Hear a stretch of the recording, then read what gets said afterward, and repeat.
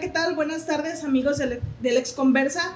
Hoy, 9 de septiembre, tenemos una transmisión en vivo. Agradecemos el favor de su atención esta tarde para tratar un tema que consideramos importante, trascendente, no nada más para los que nos dedicamos al derecho, sino para la sociedad en general. Tengo que agradecer la presencia de los invitados que esta tarde nos acompañan. Me voy a permitir leer sus nombres y sus cargos para no equivocarme y por favor me corrigen si cometo alguna imprecisión. Empezando por aquel lado, el licenciado Ernesto Tavera Villegas, juez tercero de distrito, el licenciado Francisco Robles, secretario en un tribunal colegiado, el licenciado Juan José González Carrillo, secretario de tribunal colegiado también, la licenciada Luisa Fernanda Martínez Contreras, secretaria general del Sindicato del Poder Judicial de la Federación aquí en Torreón, y aquí a mi izquierda el licenciado Cristian Gutiérrez, secretario de Juzgado de Distrito en la ciudad de Monclova. Les agradecemos la presencia de ustedes en este espacio, que se hayan dado el tiempo para discutir esto que es pues de trascendencia para toda la población, no nada más para los que pertenecen al Poder Judicial y para los que participamos de la carrera del derecho. Me gustaría empezar con el licenciado Ernesto, que nos platique su trayectoria dentro del Poder Judicial, cuántos años tiene ya dentro del Poder Judicial y cómo ha sido esta escalera, su carrera judicial. Ok, bueno, pues antes que todo, pues muchas gracias por la invitación. Estamos muy contentos de estar aquí, que nos abran el espacio para poder compartir con la ciudadanía nuestro trabajo, en qué consiste y por qué estamos tan preocupados por el tema de la reforma judicial.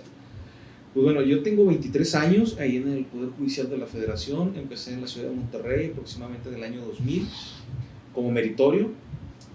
El meritorio es una figura que actualmente ya no existe, pero en su momento los meritorios éramos personas, generalmente estudiantes de derecho, que ingresábamos a algún órgano jurisdiccional. Se nos permitía, sin un salario, a cambio de empezar a aprender cómo funcionaba, empezando desde las cosas más sencillas como enumerar los expedientes, coser, poner el sello, entresellar los expedientes, todo ese tipo de tareas, sacar las copias, todo ese trabajo material que a veces requiere mucho tiempo y los oficiales o los secretarios no tienen tanto tiempo para hacerlo, pues nos encargaban y nos íbamos aprendiendo poco a poco.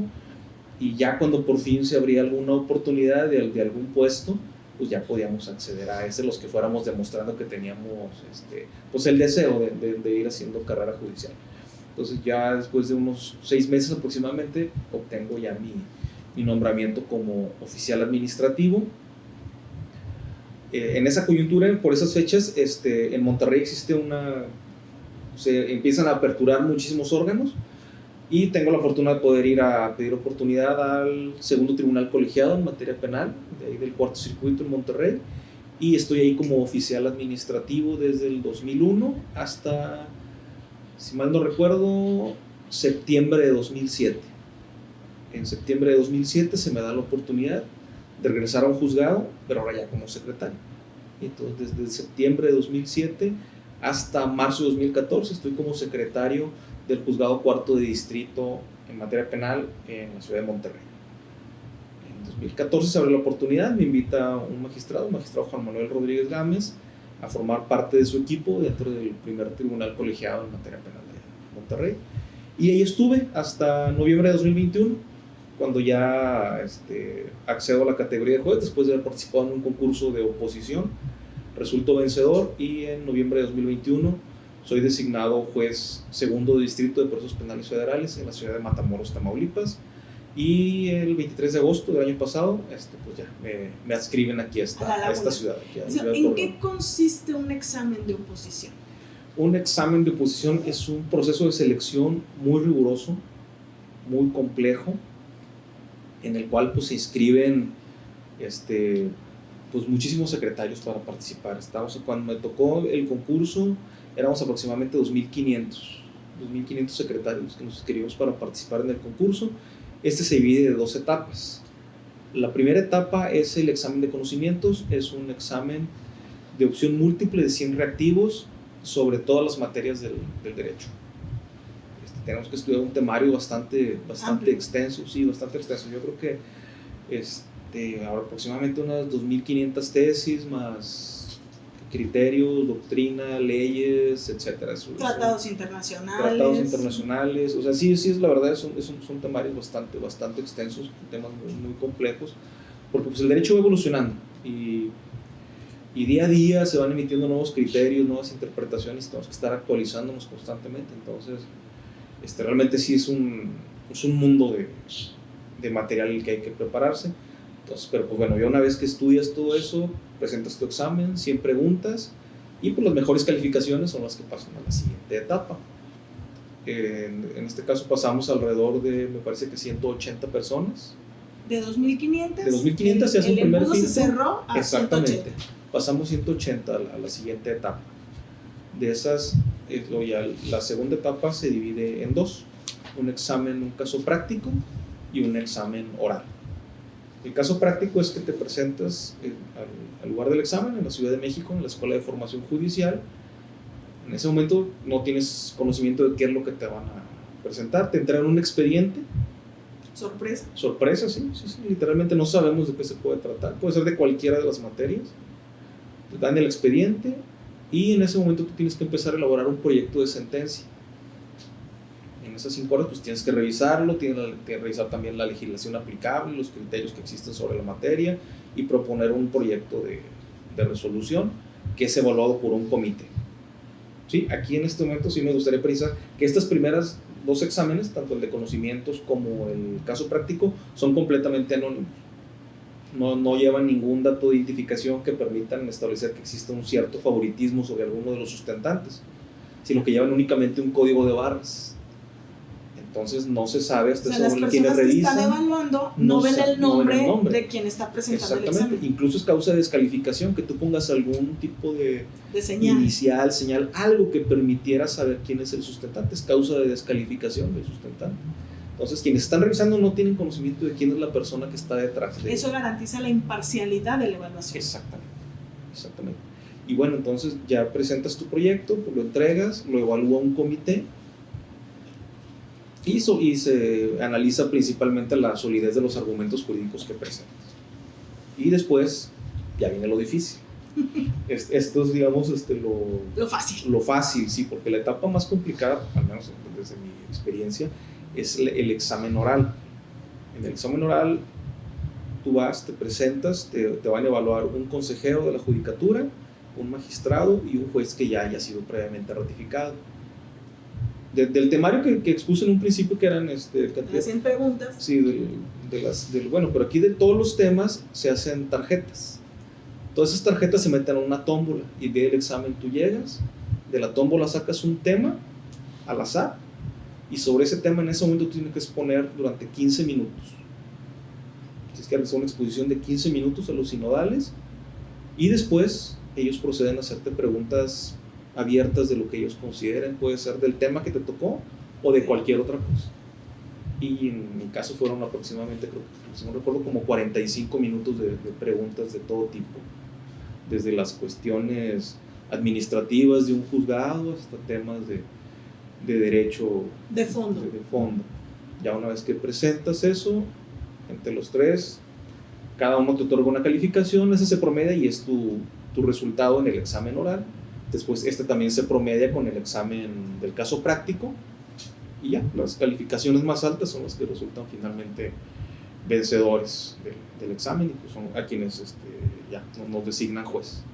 Después de pasar ese examen, el examen de oposición, después de toda esa evaluación tan rigurosa, que hoy nos digan que los jueces van a ser elegidos por tómbola. Pues sí, me parece que no es el método adecuado, definitivamente. El hecho de que se haya un procedimiento así tan riguroso y sobre todo que también para si quieres inscribirte tú al examen de oposición tienes que cumplir ciertos requisitos además, tener ciertos años de experiencia, no haber sido sujeto a ningún procedimiento de responsabilidad administrativa, obviamente ser licenciado en Derecho. Entonces, de entrada ya para inscribirte al examen ya hay una cierta exigencia.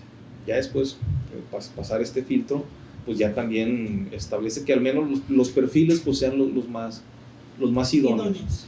Los requisitos que están estableciendo ahora en la iniciativa, requisitos que realmente no te establecen ningún filtro de calidad sobre las personas. Después pues se va a un comité que en la reforma se establece que después todas las personas que se inscriban van a ir ante un comité. El comité dice pues va a elegir de manera completamente discrecional quiénes son los que irían a la tómbola, y pues ya después si sales en la tómbola pues ya vas a la elección, pero pues realmente este procedimiento no tiene ningún filtro de calidad realmente. O sea, las personas que se inscriben no pasan en ningún momento por algún examen, no hay requisitos de experiencia dentro de algún órgano jurisdiccional o algo que nos permita saber que la persona que realmente llegue, pues llegue con los conocimientos mínimos. O sea, ahorita actualmente incluso para ser oficial, tú presentas un examen. No puedes entrar a la institución si no tienes esa certificación. O sea, parece absurdo que sí te pidan un examen de conocimientos para el cargo de oficial, pero no para ser juez. Pero no para ser juez, que es uno de los cargos más altos dentro de la institución. Entonces, es un sinsentido que un oficial pueda incluso tener mayores conocimientos que la persona que supone que debe impartir justicia. Comentamos con otros colegas que ni siquiera un abogado litigante con 10, 20, 25 años de experiencia tendría el expertise necesario para emitir una sentencia. Es decir, o sea, ustedes pasan por una formación distinta y un perfil distinto a que pudieran tener los litigantes o los servicios públicos de otras instituciones. Sí. Es ahí donde se prenden estas alarmas de decir lo riesgoso que sería la reforma judicial, porque pues en sus manos están asuntos de una trascendencia que los medios de comunicación hoy nos hablan pues que los jueces son los que sueltan a los criminales, pero eso es completamente, es una información que confunde a la población porque ustedes no ven nada más ese tipo de asuntos, ¿verdad? Acá, con el licenciado Francisco Robles, usted es el encargado de las materias, secretario de tribunal colegiado en las materias penal y administrativa. Penal y administrativa. Correcto. ¿Cuántos años de antigüedad en el Poder Judicial? 13 años en el Poder Judicial de la Federación. Cuando yo comencé ya no estaba la figura de los meritorios vigente, ¿no? A mí, la persona que me dio la oportunidad, la titular que me dio la oportunidad, me hizo una entrevista, me hizo un examen de conocimientos básicos para darme la oportunidad por un nombramiento de un mes. Después de ese nombramiento de mes, obviamente tenía que haberle cuadrado el ojo para la entrevista y para el examen de conocimientos. Me dio oportunidad por otros 3 meses, si no mal recuerdo, y después se abrió un examen de actuarios, y la persona que me dio la oportunidad me dijo: esta es la última oportunidad que te doy para que tú me muestres que puedes. Si no pasas el examen de actuarios, olvídate que trabajaste aquí, no te vuelvo a dar ni siquiera un mes de nombramiento. Entonces, a partir de ahí fue cuando yo ya me tuve que enrolar más fuerte en la carrera judicial y ponerme a estudiar más, claro, para seguir escalando y seguir especializándome, ¿no? Estuve un tiempo estuve bastante tiempo en materia laboral, y después me vine a Torreón y ya llevo 7 años aquí en materia penal y administrativa. Penal y administrativa. Sí, es en un colegiado. Licenciado Juan José González Carrillo, secretario del Tribunal Colegiado, ¿cuántos años en el Poder Judicial y qué materias son las que conoce usted? 16 años en el Poder Judicial, y materias, actualmente civil y del trabajo. O sea, ya vemos un secretario en materia penal y administrativa, civil y del trabajo, lo que nos habla del nivel de especialización, es decir, dentro del Poder Judicial hay juzgados encargados de ciertas materias que se especializan pues para proveer justicia de una mejor manera, ¿verdad? Que eso habla del estudio que hay que tener. ¿Cómo ha sido su trayectoria en el Poder Judicial? Te platico y quiero acotar algunas cosas. En mi casa, en mi familia, fui el primer abogado, no había abogados. Sí, entonces me tocó probar todo lo que te da la carrera judicial. Igual, empecé como meritorio, trabajando pues de gratis, pero intentando aprender. Te ponen a hacer estas tareas básicas, construir expedientes, entresellarlos, pero te vas involucrando para tomar experiencia. Le vas dando una leidita. Le vas dando una leidita, vas pidiendo que te den chance de hacer un acuerdito de copias, cosas por el estilo, ¿sí? Eso fue en el juzgado segundo de Distrito B en La Laguna, todavía era un juzgado B. Cuando se abre el juzgado cuarto, el juez que estaba ahí en su momento me da la oportunidad de ser oficial. Era un juez exigente y me dijo: bueno, Juan, pero pues necesito que vayas aprendiendo a proyectar. involucrándote más, hay mucho trabajo.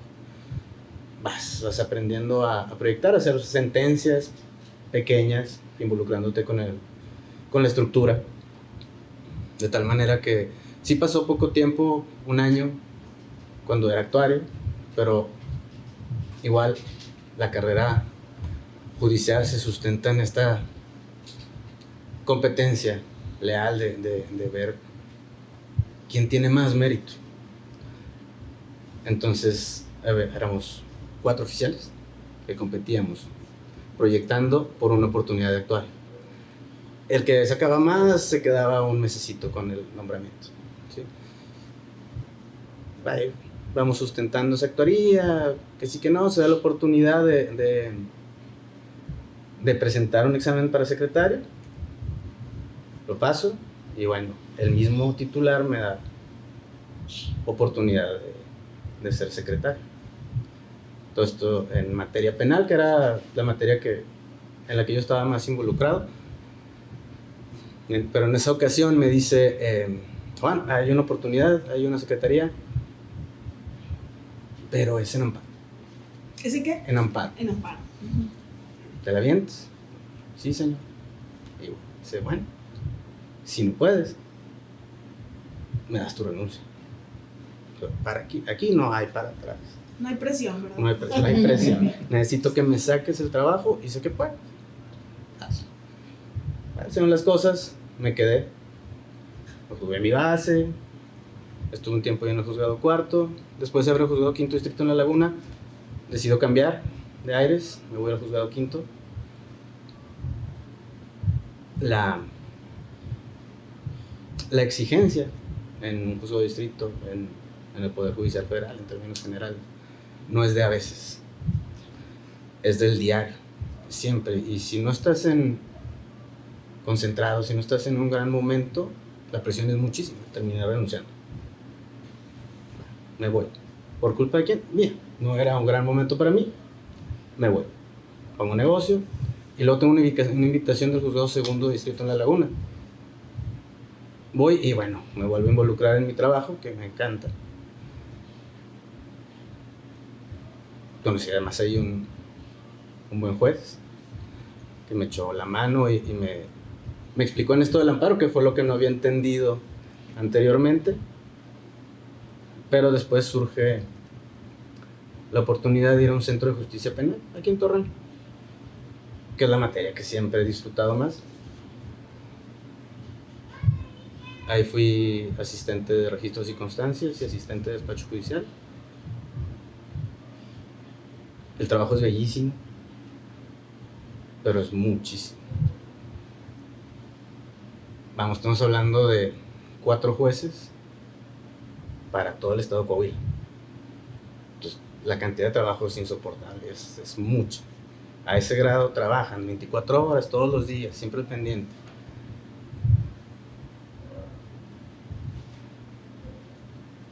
Y ahí noté que los jueces no sueltan a los criminales. El criminal, supuesto, probable,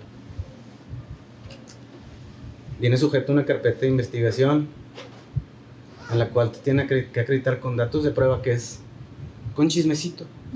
Con chismecito. Esta persona me dijo esto, esta persona me dijo esto. Con eso tiene que acreditar la existencia de un delito y que probablemente lo cometió.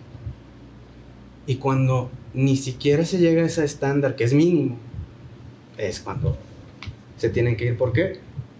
Porque no hay ni siquiera la probabilidad de que esa persona haya hecho algo. Y bueno, como el trabajo era mucho, se me presentó una oportunidad en un tribunal colegiado y la tomé, y es donde actualmente estoy. Bien, después de 16 años. Sí.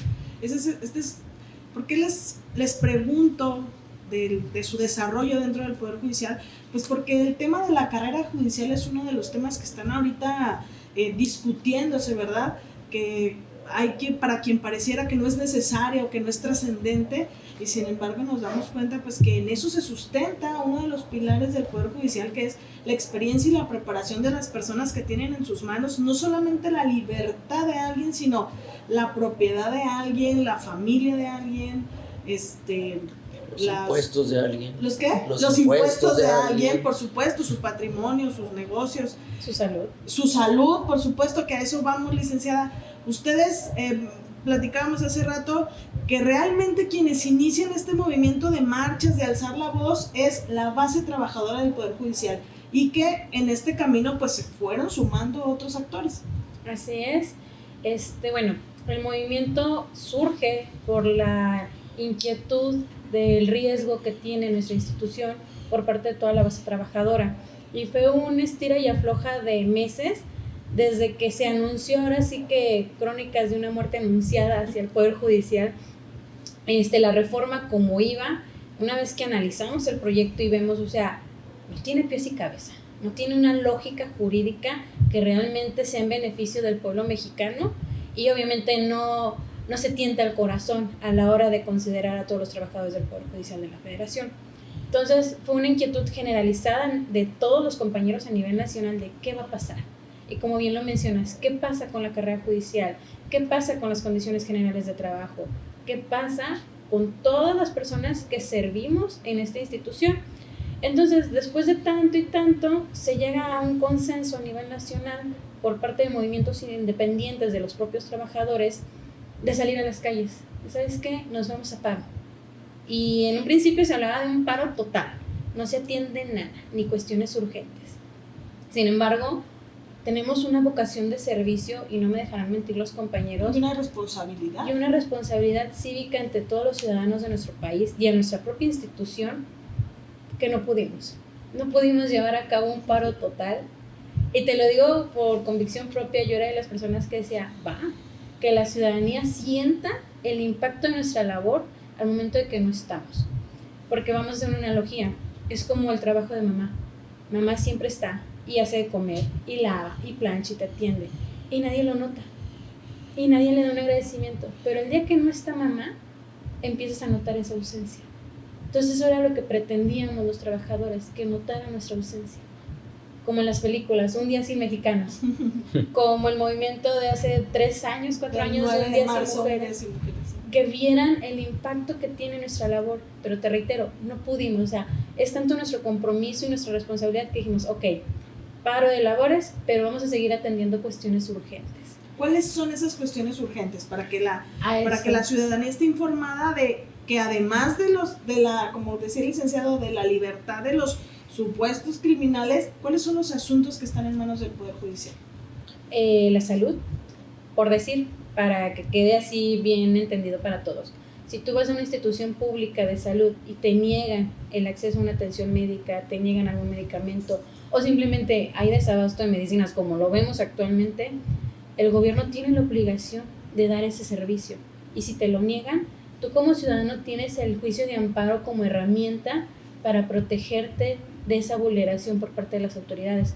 Entonces, para poner un ejemplo práctico que sucedió cuando fue la pandemia de COVID, que con alguna condición especial, las familias podían recurrir al amparo como medio de protección, y nosotros, como autoridad federal, obligábamos a las autoridades a que proporcionaran las vacunas y la atención médica.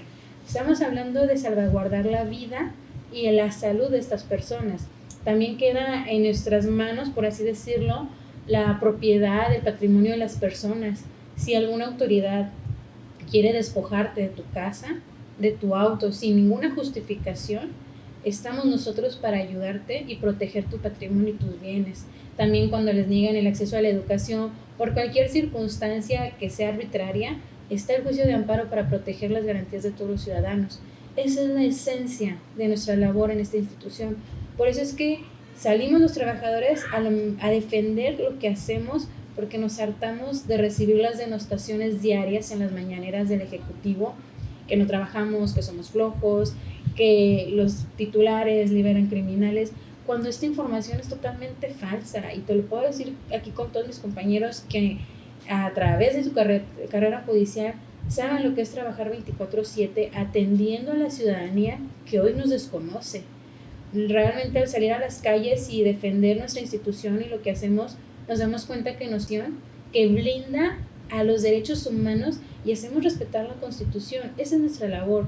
Y nos han preguntado en otras entrevistas, en foros de información que hemos hecho durante todo este mes que tenemos de estar en la calle, ¿dónde estaban antes? ¿Por qué no los conocíamos? ¿Por qué hasta ahora se preocupan por atender estas situaciones y estar cerca de la sociedad? Híjole, lo vemos con tanta tristeza porque creíamos que a través de nuestro trabajo diario la gente nos veía presentes, y que estábamos presentes y vemos que no.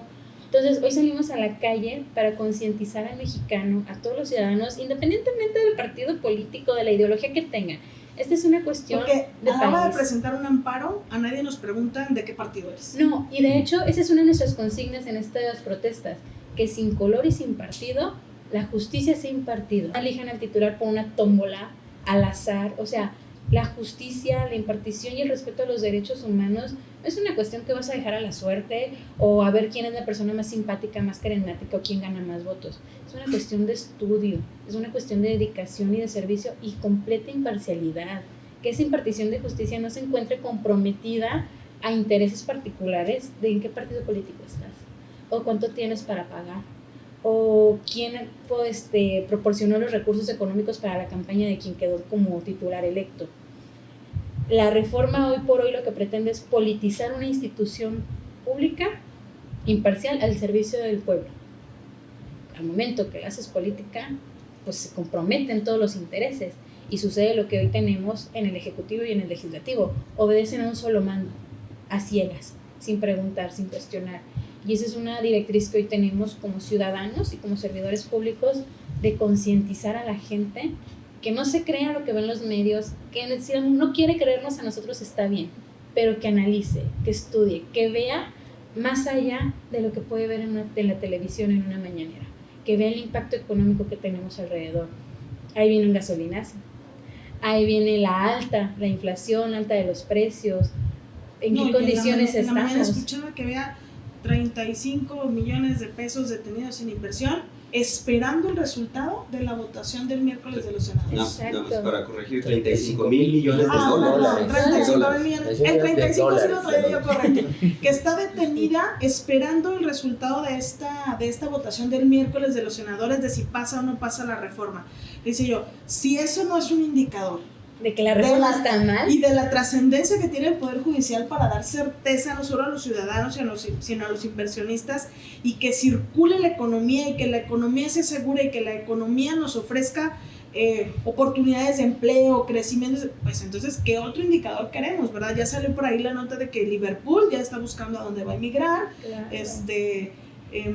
Y otros actores, Oxxo me parece que también ya estaba viendo a dónde iba a Pero no te emigrar. vayas tan lejos, los propios ciudadanos ya están saliendo, los estudiantes, gente que anteriormente no creía en el movimiento, que no apoyaba a los trabajadores del Poder Judicial, hoy está saliendo a la calle. Y te puedo decir así a grandes rasgos, primero salimos los trabajadores, la base trabajadora, los operativos, luego se sumaron los titulares, que si vamos a votar, vamos a salir, hubo quienes desde el día 1 salieron los titulares, salieron los trabajadores de la Suprema Corte de Justicia, salieron ya los ciudadanos que entendieron el impacto que tiene esta reforma, salieron los estudiantes.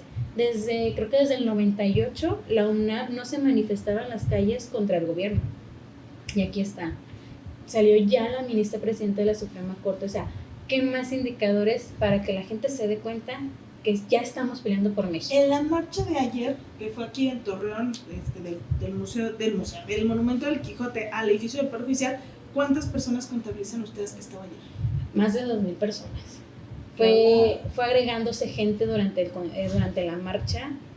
Yo estaba pues checando los puntos medios, la seguridad de vialidad para que no abrieran carriles, porque en una marcha que anteriormente tuvimos había gente que pues no compartía el movimiento, y sí hubo como que, vamos a decirlo, intentos de causar algún daño a nosotros que íbamos marchando.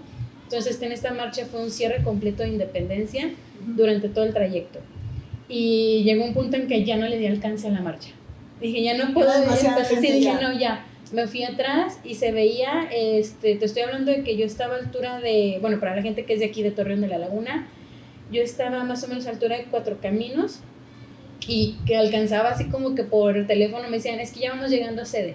O sea, a ese longitud teníamos. Todo ese trayecto desde Cuatro Caminos hasta el edificio. Sede, ya estaba llegando la gente y yo apenas estaba empezando Cuatro Caminos.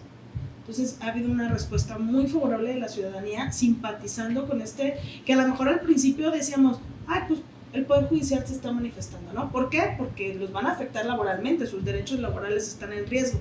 Pero poco a poco la ciudadanía ha ido entendiendo la trascendencia que tiene el hecho de que esta reforma fuera aprobada.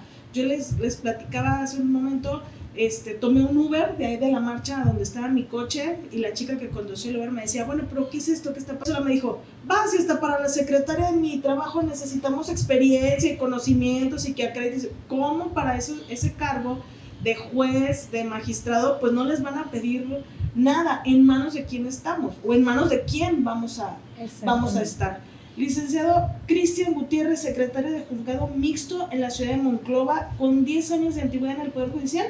Así es. Ingresé al Poder Judicial en el año 2014. Quizá he estado un poco tiempo sin un cargo, entonces puede ser un poco menos de 10 años. Pero yo ingresé al Poder Judicial de la Federación, aquí en Torreón, como prestador de servicio social. Yo presenté mi papelería, mis documentos. Que luego, vale hacer la acotación, que luego hay muchos estudiantes que desprecian el prestar el servicio social o hacer sus prácticas profesionales sin darse cuenta que es la antesala de una oportunidad laboral. Sí, claro, justamente. Y con esa idea fue mi intención de acercarme a la institución para ver la posibilidad de adquirir la experiencia necesaria y levantar la mano para que se abriera una oportunidad, o cuando se abriera la oportunidad pues yo tuviera la capacidad y algo de práctica, ¿no? Entonces así fue, yo ingresé como prestador de servicio social también para cumplir lo que pide la universidad, para el título, ¿no? Claro. Para cumplir esa parte. Ingreso como prestador de servicio social, después de poco más de 6 meses se abre una oportunidad y entro como oficial administrativo. Como oficial administrativo estuve un tiempo aquí en la ciudad de Torreón. Era un puesto temporal, no estaba libre. Entonces, pues bueno, sabemos que era una oportunidad y pues yo la tomé con mucho agradecimiento, pero sabía que en algún momento iba a regresar la persona que estaba cubriendo otro puesto, el titular de ese lugar. Entonces, pues de ahí busco oportunidades en otros lados, en otro juzgado. Estuve en el juzgado tercero de distrito un poco tiempo. Y de ahí pues seguí buscando otra oportunidad porque ya había tenido la experiencia como prestador de servicio social y también la experiencia como oficial administrativo. Quiero nada más resaltar que mientras yo estuve como prestador de servicio social, me acerqué a un secretario para aprender a proyectar, aprender a hacer sentencias.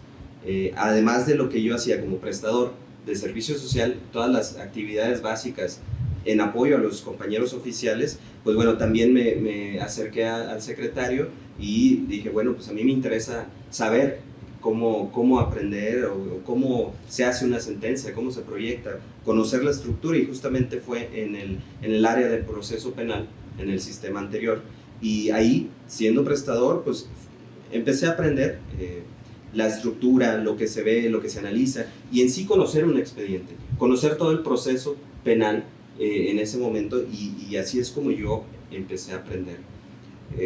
Tuve que salir de la ciudad por falta de oportunidades aquí, porque pues aquí no había tantos movimientos, había mucha competencia, yo no tenía tanta experiencia, y bueno, tampoco había muchos movimientos que se me diera la oportunidad ahí. Entonces yo salgo a la ciudad de Guadalajara sin conocer a nadie.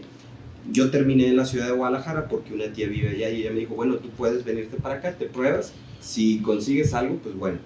Y así fue, imprimí currículums, fui a tocar puertas, a dejar currículums, y así fue como pude obtener una oportunidad de oficial administrativo. Me fui preparando, me presenté un examen para acceder a la categoría de actuarios, tener la certificación de actuario. Se me brindó una oportunidad allá mismo en un juzgado de procesos penales federales en Puente Grande, Jalisco. Y también temporal, yo estuve cubriendo muchos lugares temporales, porque pues a veces también no es sencillo encontrar uno donde que esté libre y disponible para que me quede ahí y se me otorgue la base, hasta que llego a un juzgado de amparo en materia penal, y ahí se me da la primera oportunidad, se me da mi primera base después de haber atravesado 7 juzgados de distrito y en 2 ciudades distintas. En ese juzgado pues me sigo preparando, sigo proyectando, sigo aprendiendo, claro, e ingresé a el curso, que es una especialidad de curso básico de secretario. El secretario de juzgado de tribunal es una especialidad que se toma durante todo un año, en el que ves todas las labores de un secretario, tanto de juzgado como de tribunal. Y bueno, pues son clases de 2 horas de lunes a viernes por todo un año, en las cuales cada módulo pues tienes exámenes, te capacitas. Al final de ese curso de especialización tomas un examen final y bueno, si pasas el examen final pues ya tienes la certificación para poder ser secretario. Para cuando se abra una oportunidad. Así es, para cuando se abra una oportunidad. Y así fui buscando la oportunidad. Se abre una oportunidad en la ciudad de Monterrey. Yo estando en Guadalajara, me voy a Monterrey, al juzgado cuarto de distrito en materia penal. Ahí fue mi primera oportunidad de secretario de juzgado. Y también era pues digamos que un puesto temporal. Regresa la persona, yo regreso a la ciudad de Guadalajara, bueno, en Zapopan, en Ciudad Judicial en Zapopan, Jalisco. Y pues sigo buscando una oportunidad, ¿no? Ya tuve la certificación de actuario, ya tuve experiencia de actuario, ya varios años de oficial judicial, y bueno, una oportunidad de secretario, y en eso veo otra oportunidad que se abre por medio de convocatoria, que se publica en la página de la Escuela Federal de Formación Judicial, para una persona secretaria en la ciudad de Monclova, Coahuila.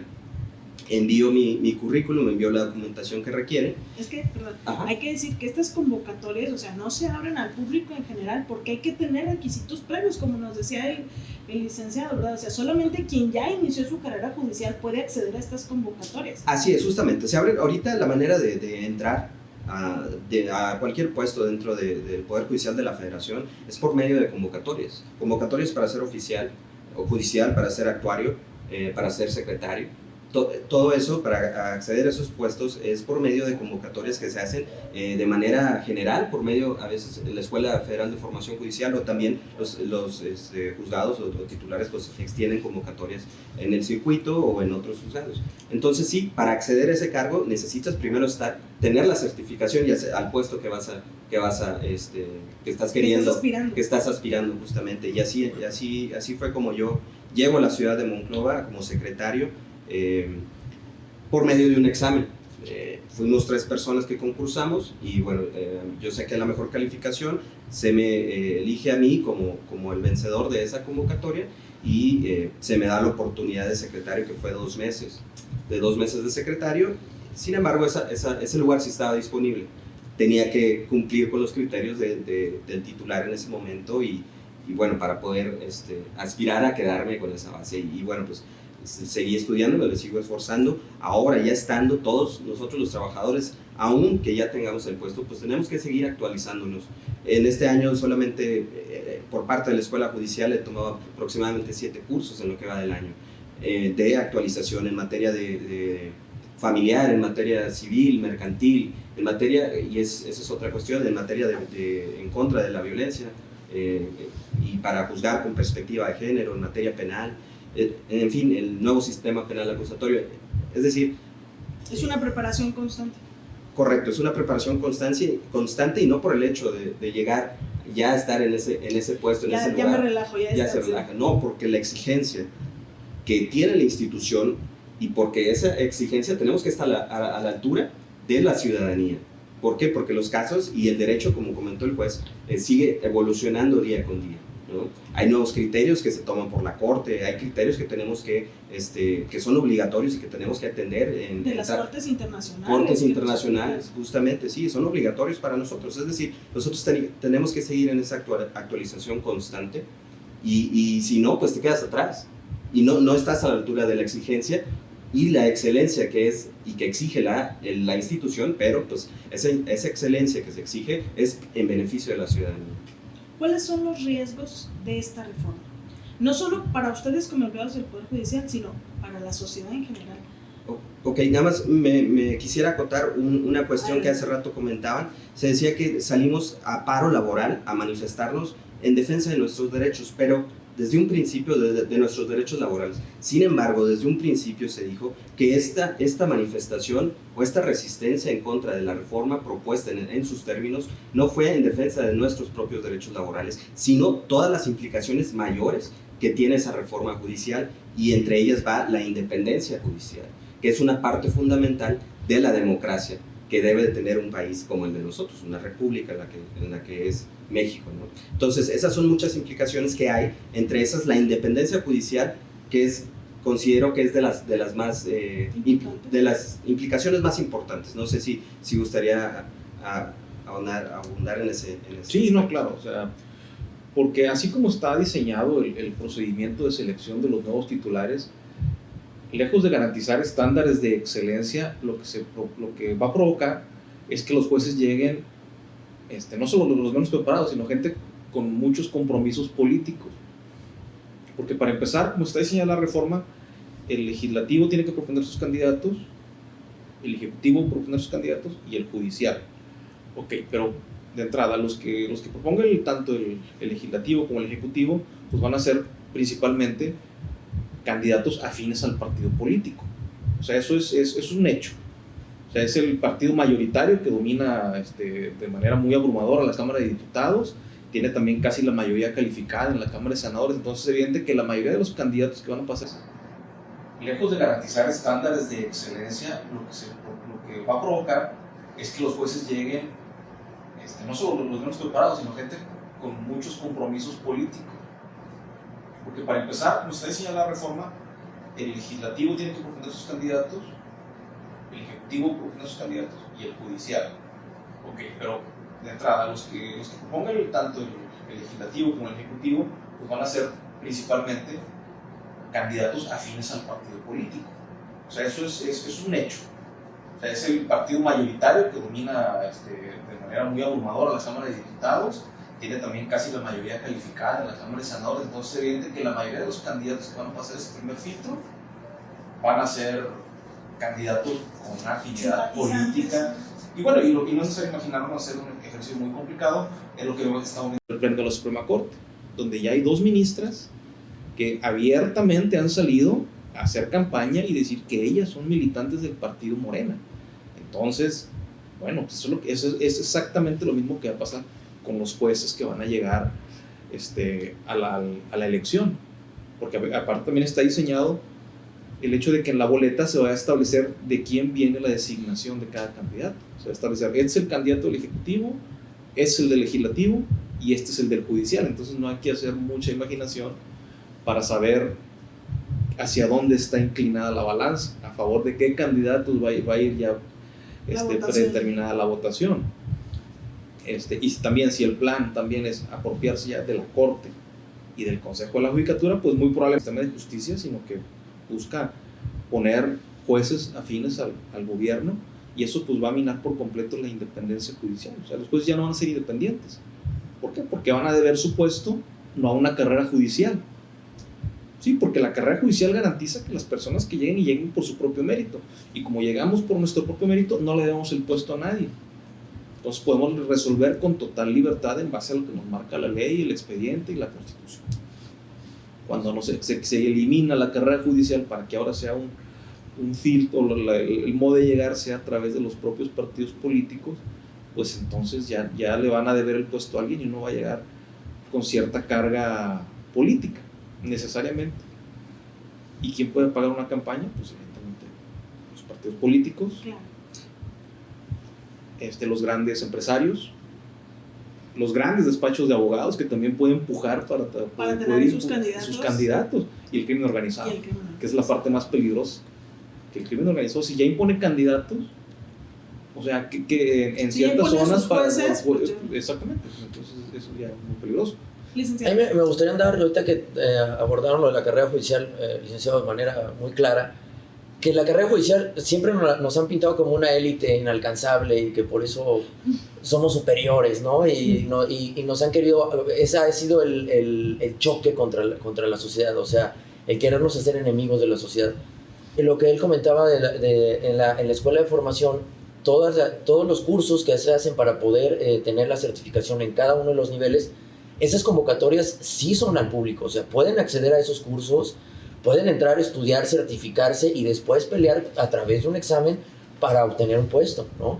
O sea, no es que nosotros lleguemos, una vez que ya entramos al Poder Judicial, ya nadie, o sea, tienes que entrar desde ser oficial y vas a tener que subir y tienes que estar adentro para poder acceder a los cursos, no.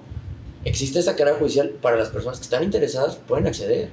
Los abogados que se quieren preparar, aunque no quieran hacer carrera judicial, pueden acceder a esos cursos, ¿no? Entonces, ese nivel de preparación y de formación lo ha creado el propio Poder Judicial de la Federación, no solo para nosotros, sino para las personas que están afuera que también le brindarán su servicio a alguien de la sociedad, ¿no? Para los propios litigantes que van a estar ahí frente a ustedes exponiendo las necesidades y en ese nivel, tratando de bajar un poco tal vez las cuestiones técnicas, creo que es importante el señalar el que un juez que no tiene carrera judicial, y hablo de no tener carrera judicial, el hecho de no haber estudiado ni la mitad de lo que ha estudiado el día de hoy cualquier integrante del Poder Judicial, ¿no? Contra una persona cualquiera que esté preparada, yo creo que si lo bajamos un nivel de defensa y le preguntamos a cualquier persona, ¿quién quieres que te defienda? Y te van a cobrar lo mismo, o no te va a cobrar ninguno de los dos. ¿Quién quieres que te defienda? Un abogado en materia penal que lleva 40 años de experiencia y sabe perfectamente el tema que está manejando, o este abogado que acaba de salir pero lo apoyo yo. ¿Quién quieres que te defienda? ¿Quién crees que te va a defender mejor? ¿Quién crees que va a poder armar una defensa a tu favor? Entonces yo creo que bajo ese parámetro podemos entender la gravedad de lo que implica el jugar en una tómbola, el aventar candidatos y salir por papelito. Y también aunado al inicio de la carrera judicial, y algo que estamos pues promoviendo entre los jóvenes ahora en las universidades que estamos asistiendo, es que también está el programa de prácticas judiciales.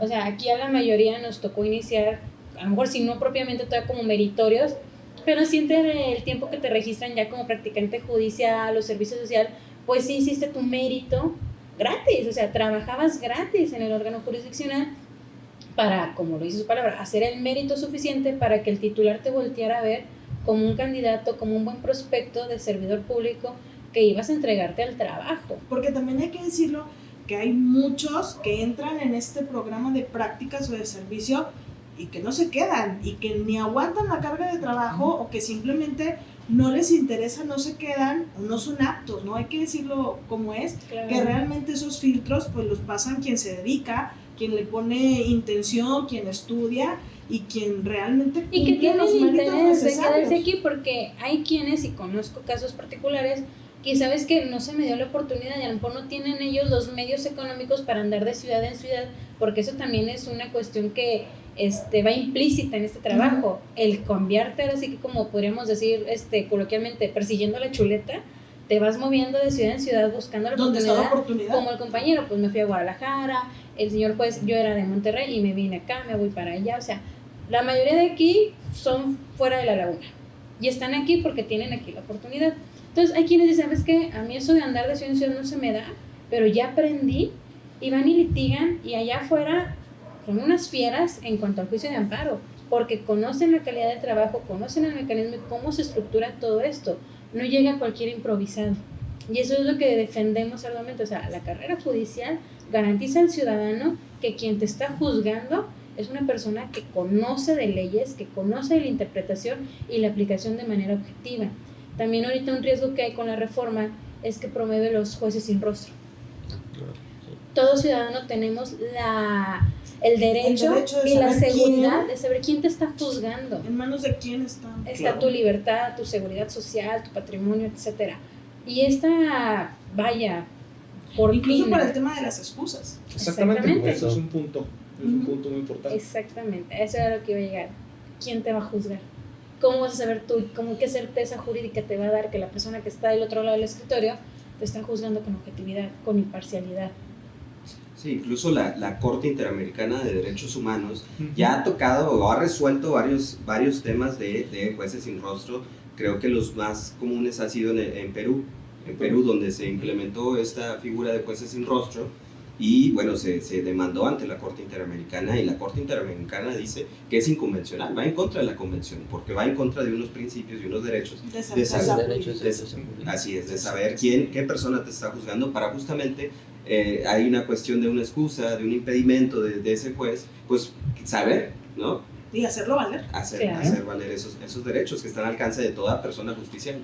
Entonces ya hay hay varias condenas de la Corte Interamericana que nosotros estamos bajo la jurisdicción de la Corte Interamericana.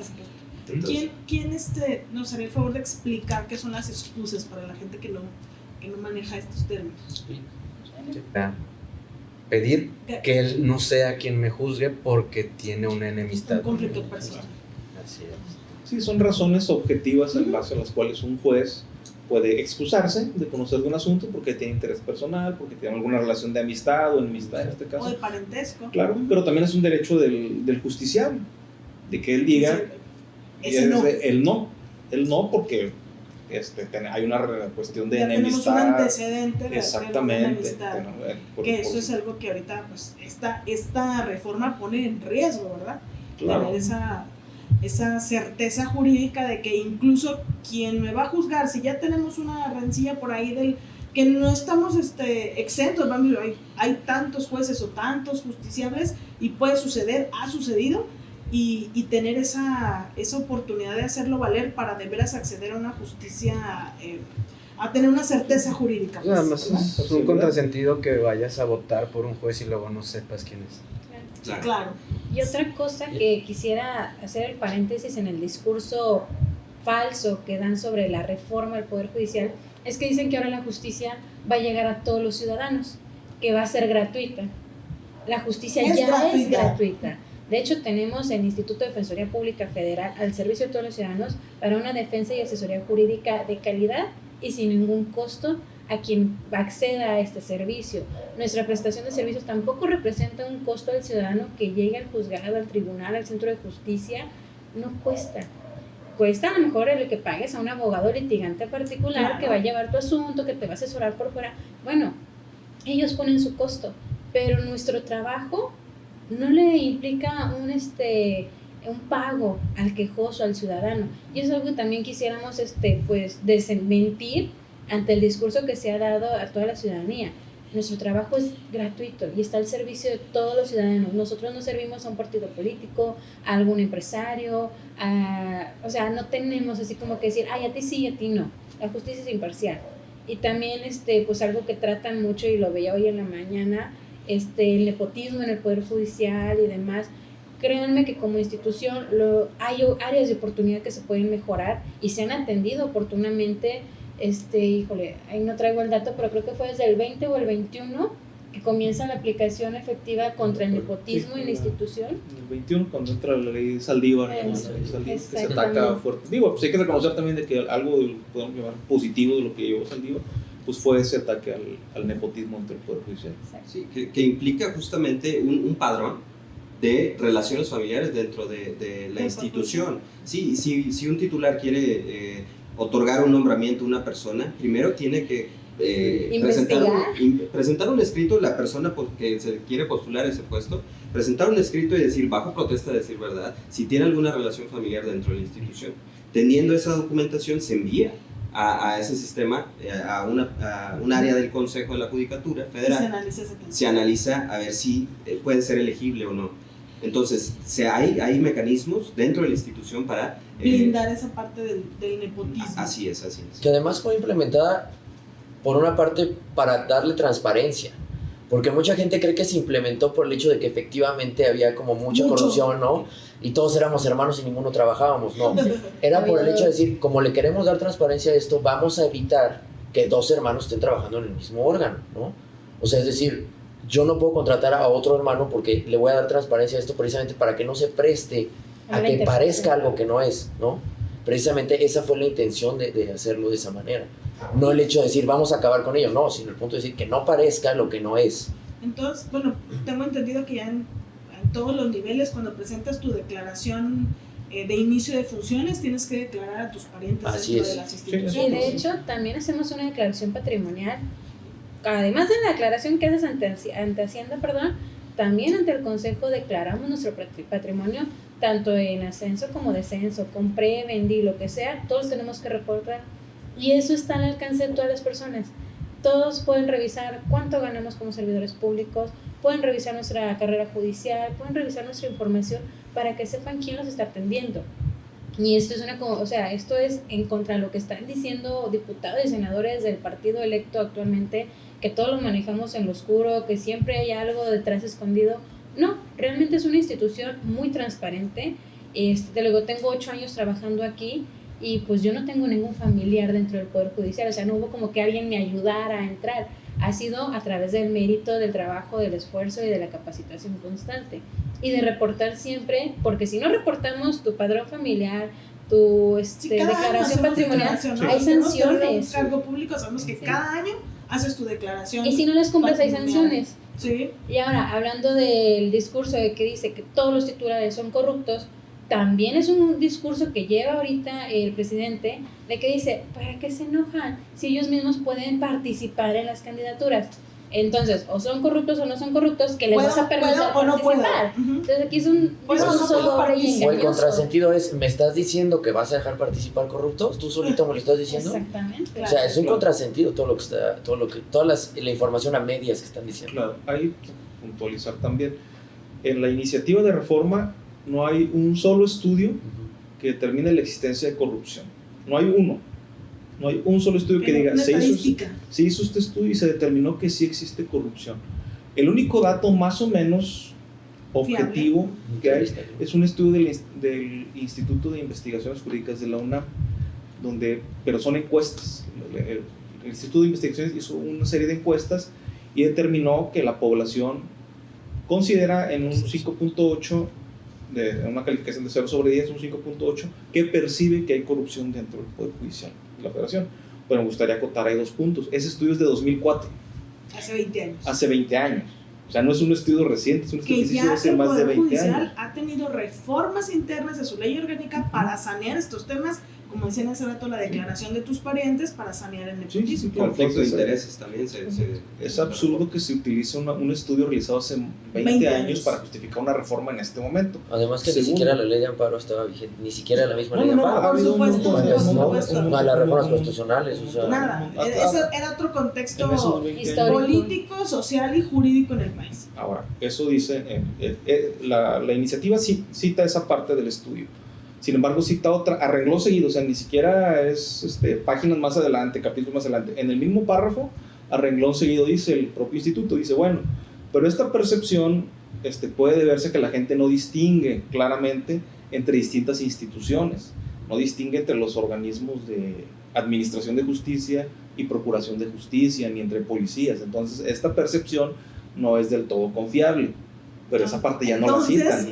Por esa parte ya no la citan. Claro. Pero entonces toman exclusivamente nomás la parte, así que la parte que les favorece su discurso. Pero evidentemente eso es mentir. Y es anacrónico, además. Además, hace 20 años. Segundo, si el presidente sostiene que hay corrupción y que la corrupción en el Poder Judicial es a tal grado ya generalizada que es necesario correr a todos los jueces, como es lo que se pretende, pues sería muy fácil obtener pruebas, ¿no? Una corrupción a esa escala, Ese nivel. a esa escala pues, sería muy fácil de demostrar. Y no ha presentado hasta ahora la prueba de un solo Una juez. sola. Un solo juez que diga, se descubrió estos casos de corrupción o de un nivel de vida que no corresponde a los emolumentos de este juzgador, Me etcétera. parece ilógico pensar, en el caso suyo, licenciado, 23 años de carrera judicial, de tanto estudio, de tanto trabajo, para arriesgar a perderlos. Claro. En un momento, pues me parece hasta cómico, ¿no? Sí. Bueno, sus impresiones finales, ¿qué esperamos este miércoles en la votación? ¿Qué esperamos? Pues bueno, yo espero que los senadores de oposición cumplan con la responsabilidad histórica que les toca, que sostengan, que respondan a la confianza que les dimos, todos los que votamos por esos partidos, y que sostengan su voto en contra de esta Porque reforma además ya judicial. salieron a decir que están en contra y son Es- 43. Esperemos que se sostengan, porque realmente de esto depende el destino de nuestro país. El destino de nuestra generación y las De las generaciones futuras. Licenciado Francisco. Pues que cumplan con el deber que se les dio con el voto.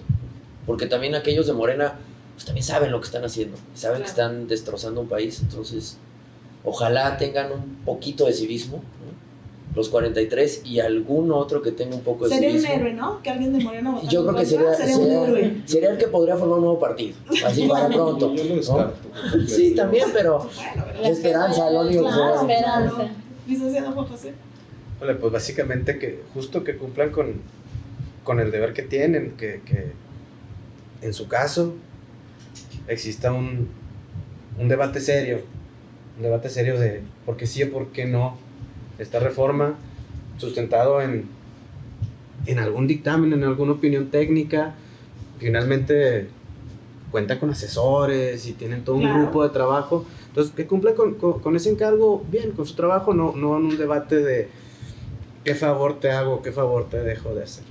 Licenciada. Pues ahora sí que esperamos que nos hayan escuchado como estuvimos peleando este mes y pase lo que pase en estos días, la lucha va a continuar. Si logramos que los senadores que ya se comprometieron a dar su voto en contra, así lo sea, va a ser una pequeña batalla ganada, pero la lucha sigue. Bien. Licenciada. Sí, nada más lo mismo, reiterar lo que dice la compañera, esta lucha sigue, no termina aquí. Si llega a detenerse esa reforma por la votación en contra de los senadores que ya manifestaron su intención de hacerlo, bueno, pues hay que aprovechar para efectivamente hacer un cambio estructural, objetivo, basado en dictámenes. Ahí está la propuesta ya de la ministra presidenta. En la mesa puso 2 documentos en donde se hizo a través de un conjunto de que fueron sesiones, foros a nivel nacional, donde invitó a varios partes que están involucradas en todo el sistema de justicia, y ahí hay datos objetivos donde se pueden apoyar para efectivamente hacer algo por mejorar la justicia en este país. Y por último, nada más invitar a la ciudadanía para que se siga informando, al pueblo en general, se siga informando de qué es esto, porque a todos nos afecta. A todos nos afecta estas reformas que están tratando de pasar en el Congreso de la Unión, que se sumen, que se informen para defender lo que tenemos aún de país. Claro, gracias, pues muchísimas gracias a todos, les agradecemos su tiempo, su disponibilidad. Esperemos que pasando este miércoles podamos reunirnos otra vez a seguir platicando, a ver qué es lo que sigue, cuál es el siguiente paso en esta lucha que, como dice la licenciada, no queda aquí. Amigos de Lex Conversa, muchísimas gracias por su tiempo, nuevamente agradecer el favor de su atención. Por favor, síganos, compártanos, coméntenos. Estamos atentos a sus sugerencias, con quién quieren que platiquemos, qué temas quieren que tratemos. Este espacio es suyo. Muchísimas gracias y hasta una nueva ocasión.